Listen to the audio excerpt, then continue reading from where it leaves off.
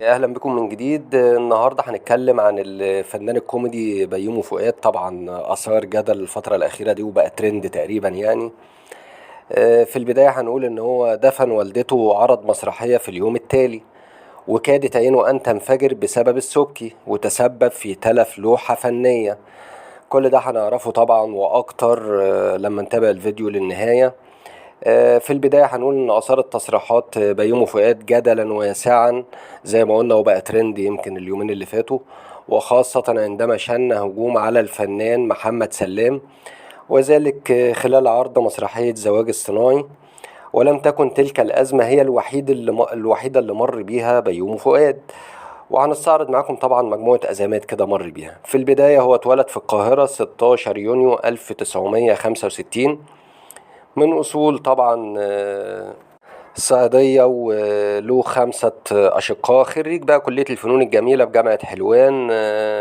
خرج ضمن الدفعة الأولى لمركز الإبداع الفني قسم الإخراج. بدأ العمل سينمائيا بأدوار صغيرة في أفلام مثل يحكى شهرزاد، إلى جانب طبعا أعمال تلفزيونية زي رقم مجهول. وطبعا شارك في مسلسل الكبير لأحمد مكي في ال5 أجزاء، ويعتبر سبب شهرته الكبيرة هو المسلسل بتاع الكبير مع أحمد مكي.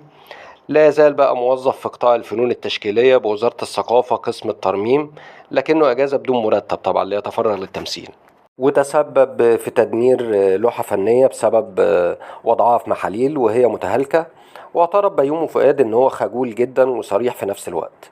ومن الصفات بقى اللي ورثها من والده هي الصبر والأمل. وفي سنة 2021 تعرض بيومي فؤاد لوعكة صحية خلال تواجده بالإمارات. فقد الوعي على أسرار لمدة 48 ساعة.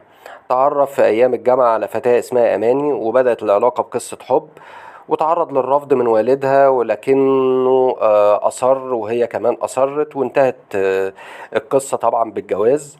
اعترض بيومي فؤاد على الدعاية لفيلم وقفة رجالة، لافتا بقى لأنها لم تكن على مستوى جيد. وقال عن الفيلم إن أنا عملت فضايح عشان فيلم وقفة رجالة والدعاية بتاعته. وكانت بقى أزمته مع السبكي ثاني أزماته بعد أن أعطى سيناريو فيلم مطرح مطروح، أعطاه محمود حميدة. تعرض بيومي فؤاد لأزمة صحية كبيرة وارتفع ضغط عينه وكادت تنفجر بسبب الأزمة دي.